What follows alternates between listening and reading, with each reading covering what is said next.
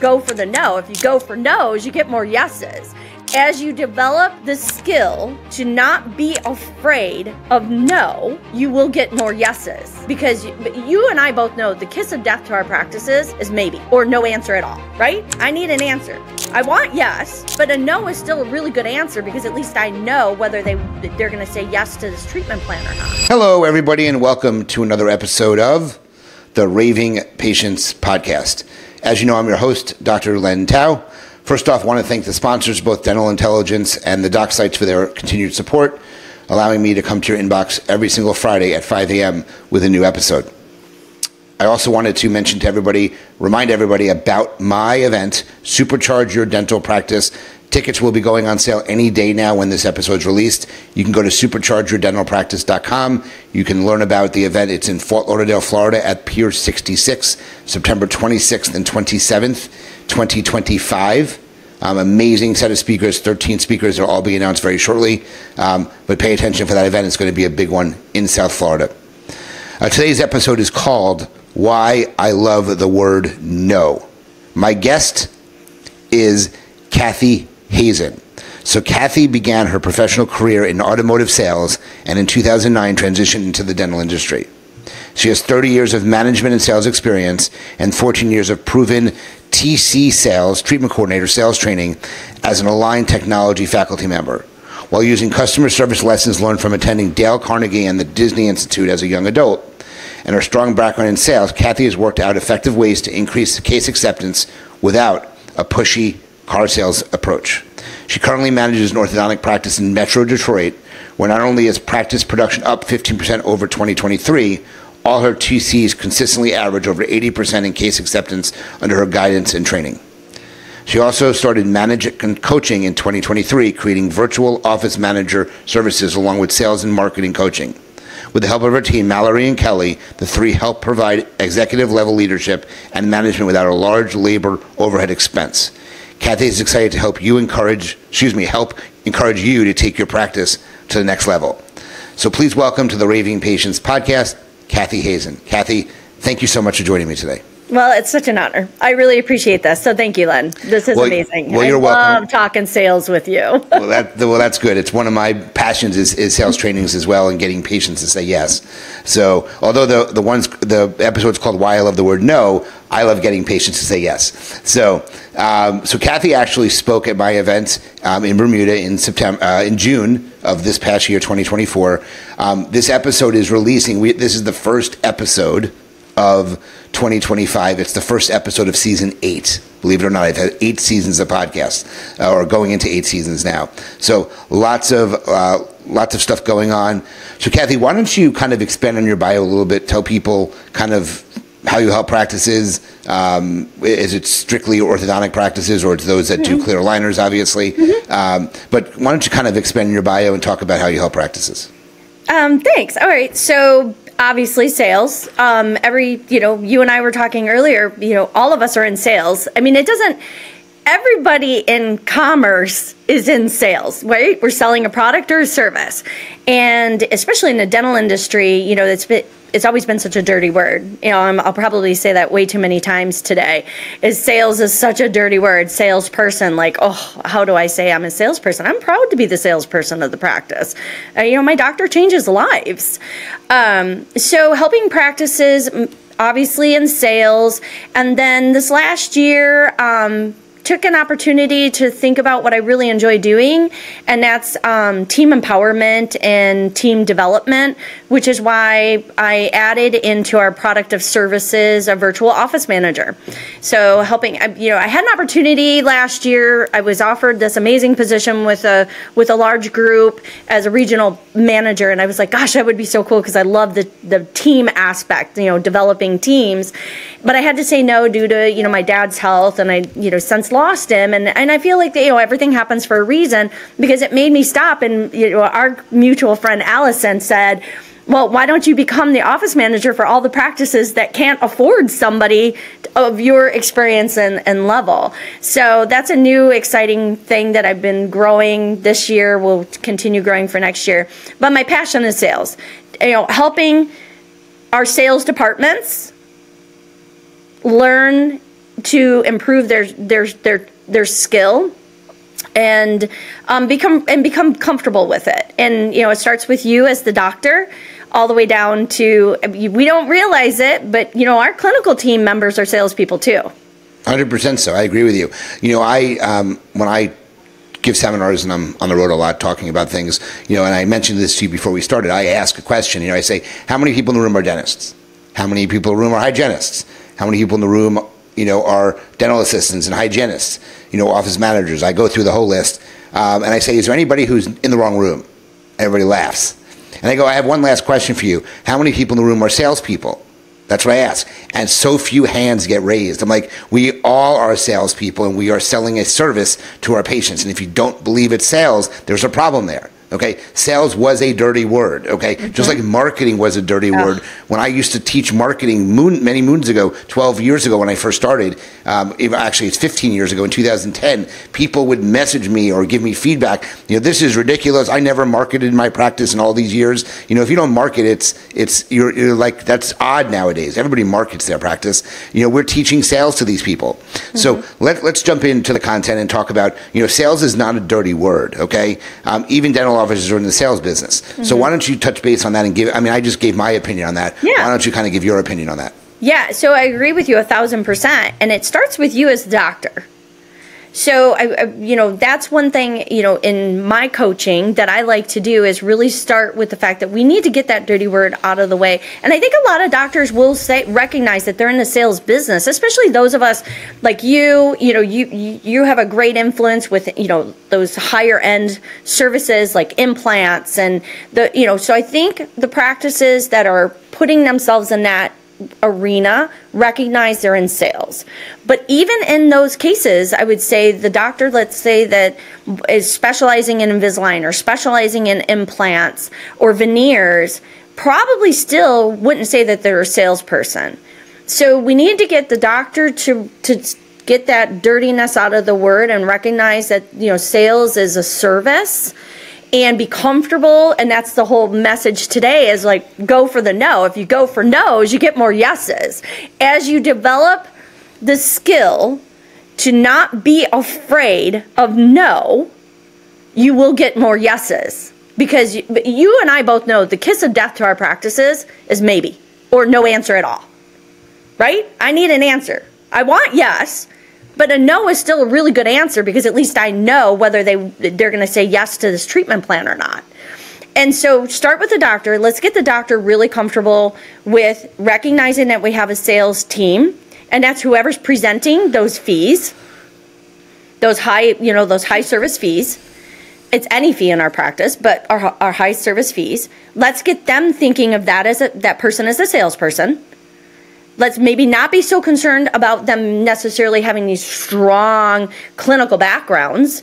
That's one of the things I love the most is, I went to work for two doctors that looked for a salesperson. I would have never been here today with you had they not recognized they needed a salesperson as a treatment coordinator. And this has been the most amazing journey in my life, and I had no idea what a great opportunity sales and dental sales in a practice would be. So I always thought I'd be selling real estate if I ever got out of car business. So, so get our doctors recognizing that they have a sales team, that they have a sales department, and then let's start working on, as a team, that training and getting over that fear of no. And talking about it. And doctors, and that's why I love to help coach doctors to get over the fear of no, because then they will help with me coach the team to get an answer and get over the fear of no and get us more yeses and grow our practices. So that's, training. The doctor needs to be a part of that training too. And I think the team, we need to see the doctors being vulnerable, and this is a vulnerable place to be.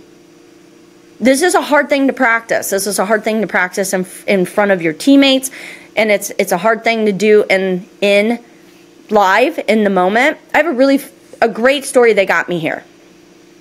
I got to this topic because of treatment coordinating one day about 2 years ago, and I walked in. So I had a 3 o'clock exam and I had a 4 o'clock exam, and I think I'm the queen of sales. I do happen to work with someone. I have a teammate who's probably the best treatment coordinator I've ever worked with in my life. And I take notes from her all the time because she's the queen of same day starts. So I have to give Nadia a shout out, but because she's not afraid of no. So I go into the 3 o'clock exam. It's like the second child, right? So you know what that's like. You walk in, you know the family. It's really laid back, and I just expected the close. I reviewed my payment plan slider and went right into my contract. Didn't even think about it. And then at 4 o'clock, I did mom that I didn't know, and she was a little quieter, a little reserved, and I didn't do what I think and would train that I said I did all the time. I didn't do it.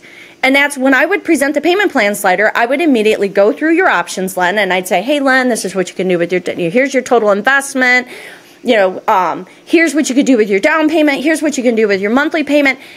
Talk you through like what's comfortable, what's a comfortable down payment for you today, and then immediately go into, and the next step is going to take us about 5 to 10 minutes to process the contract and down payment. And I didn't do it with that mom. I didn't do it with the 4 o'clock mom because I let the fear of no stop me. It held me back. And I recognized, like, oh my gosh, I have this opportunity right now to improve my skill so that I can improve my case acceptance by getting myself to do the exact same financial presentation every single time. And the only way I can do that is if I get over the fear of no.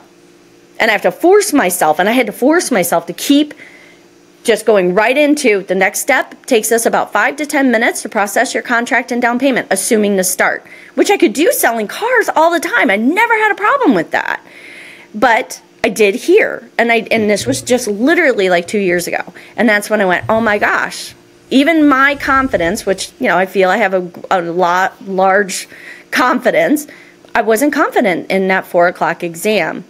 That's okay. If I still follow the same steps every single time and don't let the fear of no stop me from doing the right steps, I would get a yes or a no.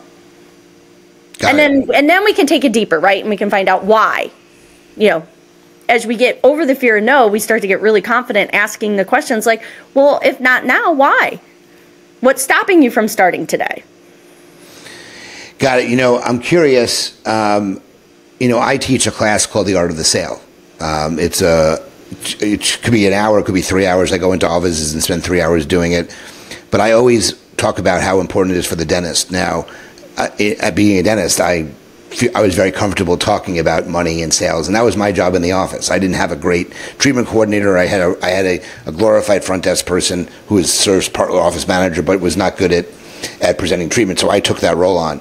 How do you feel and again, in the ortho space, I'm sure a lot of the doctors don't talk about that. They rely on the treatment coordinator to do it. How do you feel more in the general dental space about a dentist taking that role on? Absolutely. You just have to, it's the same skill. You and I need to do the same thing. And that's the next step. Takes us 5 to 10 minutes to process your contract and down payment. And it doesn't, obviously the doctor's not going to probably be the one processing the contract and down payment, but the doctor's still putting us in that same day start and assuming the sale. And that's, again, whoever's doing it, the whole point is not stopping yourself from following that process, that sales process, that close, that ask for the start based off of emotion. Take the emotion out of it and just do your steps. Explain your payment plan and then just assume they're there today. I was taught when I started in car business that everybody drove over the lot was there to buy a car. They wouldn't come in otherwise. And young salespeople, we would always say like, oh, well, the tire kickers. And I remember, oh my gosh, I worked for this amazing, dealer. And he said, no, everyone that drives over the lot is here to buy a car. Why would they take the time to come? It's our responsibility to figure out how to sell them and get them to buy that car. Of course. I agree. I agree with you 100%. 100%. Yep. So I'm curious. One of the things we wanted to talk about was how important it is to have a sales department in an office. Now we have the clinical team, we have the front desk team. Yes, part of the front desk team could be on the sales. But I think you want to have a sales department that's focused just on the selling of the services. I think if your practice is big enough and you're offering enough of those higher end services that maybe require like payment plans and not negotiation, because and that's another thing. I'm not big on, like, you stand firm in the integrity of your fees, and where you bring flexibility. If somebody's asking to negotiate, you bring that in your payment plans, but you stand proud in the integrity of what you're charging. But I do believe the front desk, Susan, I was listening to Susan, I think her last name is Lekowitz. She was November 22nd. Yep. And she pretty much kind of touches on this too when she's talking about the new patient phone call and the front desk. The front desk is part of a sales department. That is your sales department. So I don't necessarily think sales department is just the person presenting fees. I think that we need to think about who all is in the sales process in those.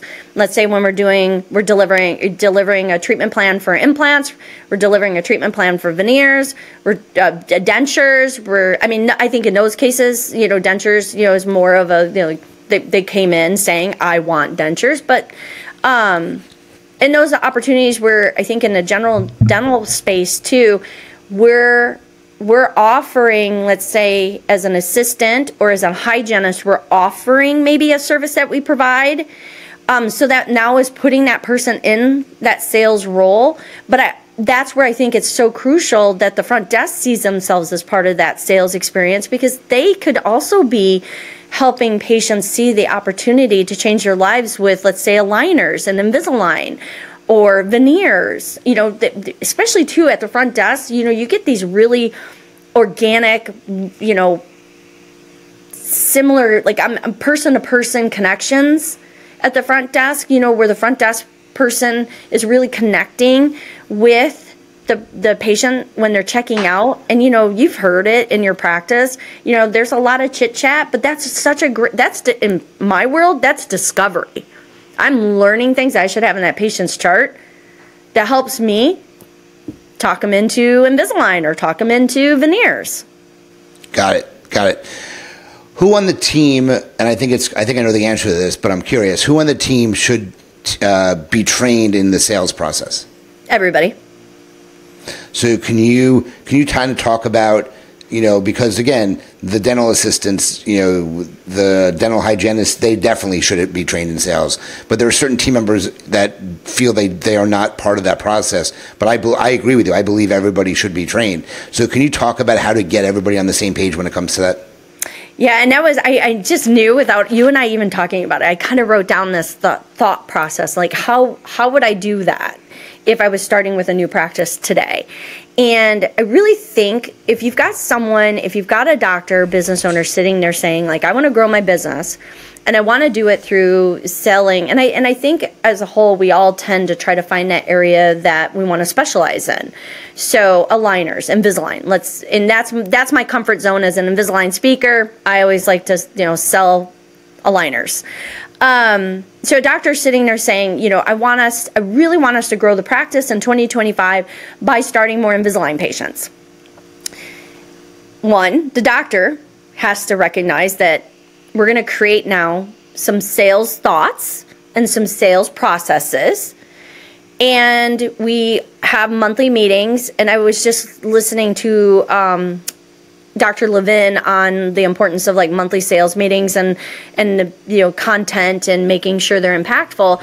Well, I started thinking with my practices going forward, I'm going to encourage them, let's start doing like a monthly sales meeting, like sales training meeting. And let's sit and together as a team, talk about where our opportunities are and start creating processes. And maybe to help with the comfort of, let's say, the assistant introducing Invisalign or the front desk introducing the Invisalign, maybe we make it a part of our checkout process. We ask those questions when they come in, when a patient comes in for their 6-month pro fee. Why aren't we asking them if there's something about their smile they'd like to improve? This is with the example of I'm trying to grow my practice through aligners, through Invisalign. Yep. But even with veneers, why wouldn't we put that as a part of our assessment to make it easier for my team to then be able to introduce that product, that service now that we want to provide, and let's practice the scripting and make it a process. But again, create maybe monthly sales meetings where the doctor in turn is practicing with us, because this is so hard. Like you said, the assistant would say immediately, probably some, it's not my job. That I don't do that. That's not who I am. So if the doctor is leading these meetings or a part of training and working towards improving these skills with the team, I think that that's how we get them to buy in, because together we're trying to improve this. And I am also very frank and very direct. We're trying to grow the business for a number of reasons, but for why, Len, you as an assistant, why this is important for you is so that I can keep paying you, and I can keep having opportunities to take you to conferences and give you raises and to, you know, have holiday parties. Got it. No, that makes sense. So one of the you had mentioned it when you were talking about your experience with the two patients, and how you didn't ask for the close on the second patient. So can you, going over fees, going over, you know, treatment, et cetera, the patient is not going to buy until you ask for the close.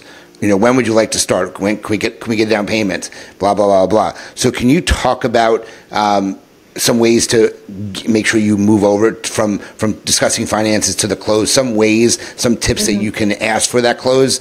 And also, how do you get the person on who's doing the closing to be comfortable with the word no? Okay.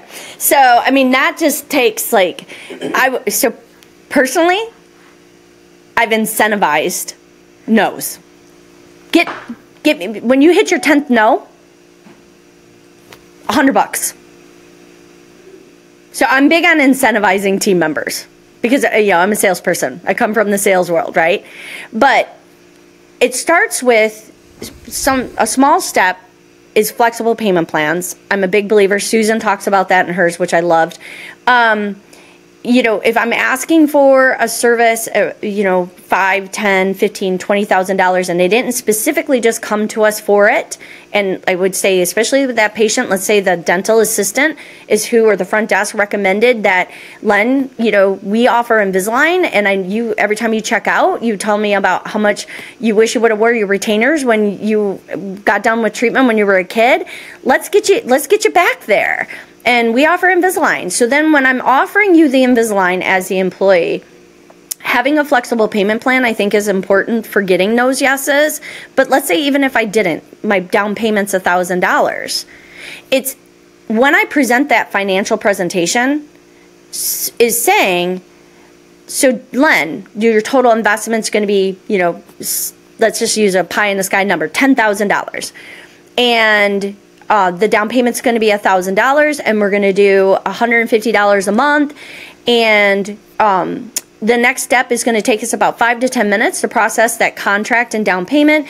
The down payment, we can do credit card, we can do check. You know, we can go right into how you are going to accept that down payment or that payment.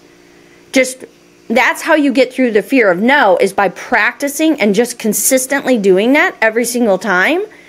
Because you will get told, no, I can't do that today. Okay, well, when is going to be the best time for you to do that? What is stopping you from doing that today? Because that's one thing, like with the payment plans, with coming from the ortho world, we're big on payment plans. And that's saying, I would say to you, because I use a product called OrthoFi, so I have a payment plan slider. And so I would say to you, Len, what's a comfortable down payment for you to do today? And that's what I would train if the person doing the financial presentation had that kind of freedom. But if they didn't have that kind of flexibility and freedom, whatever their down payment is, $1,000, $5,000, would be to assume they're going to pay it by saying, and how would you like to process that down payment? Would you like to do it with credit card, your American Express, get some points, and consistently do that over and over and over and over? But that's where I, being creative, said to the team, get me the 10 no's and I have a $100 bill for you. Because I wanted them to not be afraid of doing that every single time. And I wasn't going to be upset when they got told no. And I know this could seem like pushy sales. Like there's a lot of people that probably are going to listen to me and say, well, like she's going car Cathy, like she's going car. But That's how we grow our business. Got it. So let's assume that somebody doesn't move forward with treatment, which happens. You don't have 100% close. I think you said you're averaging 80%. So out of every 100 patients, 20 say no. Okay, or I'm not ready to do it now. One of the biggest what I find misses in the industry is there's really no great way to follow up. So can you talk about some suggestions on follow-up? Do you ask for permission, which is I always like to talk about is if you ask them, hey, can I follow up with you next week to see if you made a decision, and they say no, you can't follow up with them, that's a problem, obviously. Right. So can you talk about some ways to get the patient to eventually say yes, I guess would be the best way to put Yeah, like work in pending. So CRM, so in the car business, we had customer relations management software. And I would say, you've got your Salesforces, you've got your HubSpots. I think a lot of the payment plan slider systems like I have with OrthoFi, I have a CRM in OrthoFi that helps myself and my team be able to manage our follow-up. But one thing you just said, Len, not to be, contradictory, but I don't ever ask if I can follow up with you. You just follow up with them. I say to you, Len, so first of all, you say to me, I'm not ready to start today. I got to go home and talk to my wife. I got to go home and talk to the dad, or I got to go home and talk to the wife or whatever. And okay, let's get them on the phone. I know, Cathy. But that's maybe why we're up for the year.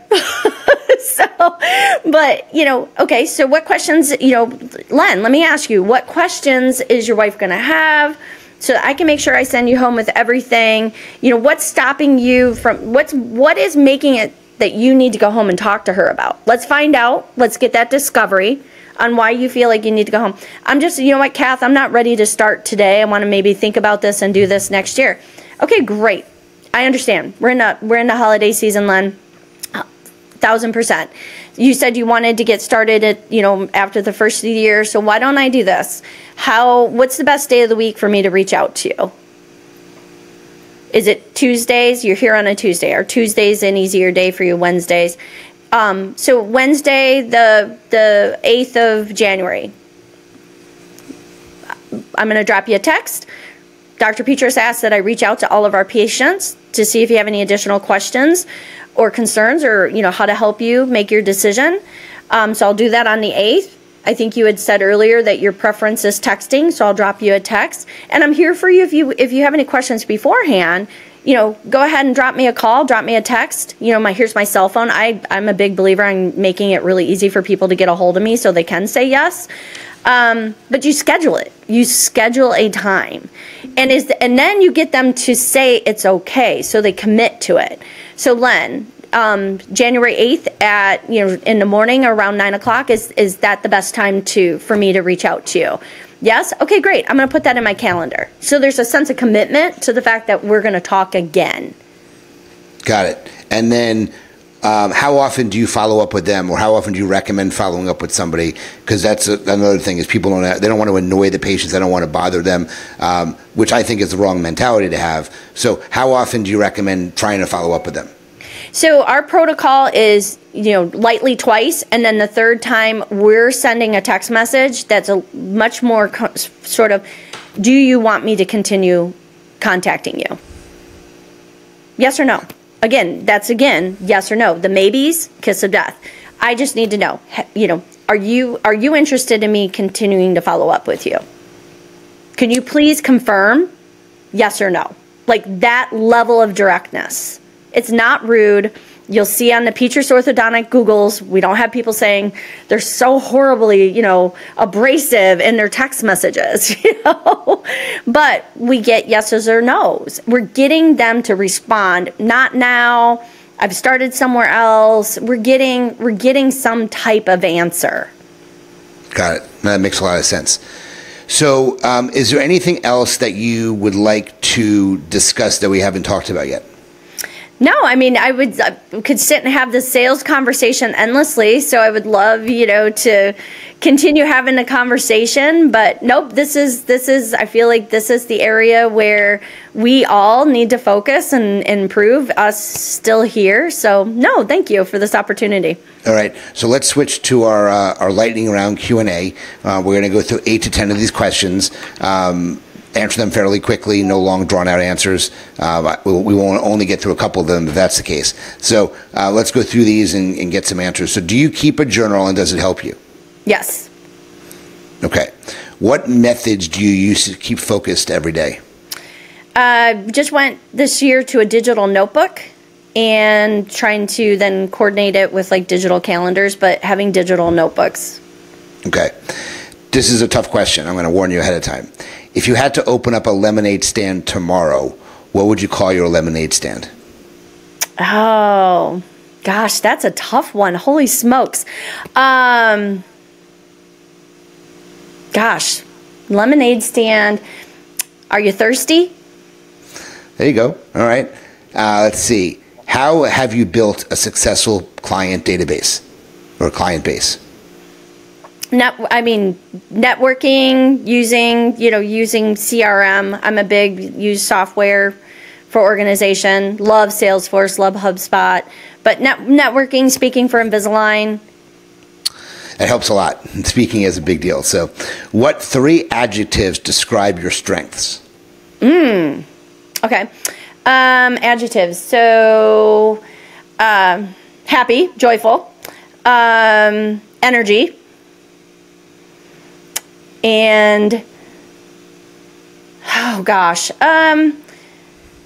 direct, like being direct. I don't know if that's the right type of adjective, but directness, that's fine. Yeah, sure. Directness, yeah. Sure. Here's a very funny one. Do you have a hard time telling people no? Oh, gosh. Okay, so yes, but no. Yeah, that's right. I think as I've gotten older, I've gotten much better at that, but yes, it's hard to say no. All right. When you were a kid, what was the first thing you wanted to be when you grew up? You know what's really funny is I wanted to be Zig Ziglar. I wanted to be a motivational speaker. My dad used to drag us to Zig Ziglar stuff all the time, and Vince Lombardi, and I just loved Zig Ziglar. I wanted to be Zig Ziglar. Okay. All right. Let's see. How do you define success? Success is going to bed at night proud of who you are and whatever you've done today. I love that one. What profession do you think is the most undervalued today? Sales. Customer service. I think in the 90s we went through a great customer service revolution, and I think sometimes we've lost sight of that. We talk about it a lot in marketing conferences and things, but do we really look for customer service opportunities to improve? Okay. Who has been your greatest inspiration? Oof, my dad. Okay. Let's see what else we want here. Business-wise, just really quick. Business-wise, Disney. Disney was the king of salespeople, but everybody would say he created magic. He's known for creating magic. Right. That man knew how to print money. Yep. Who is one person you love to have as a mentor? Allison LaCourciere. She's amazing. She is my mentor.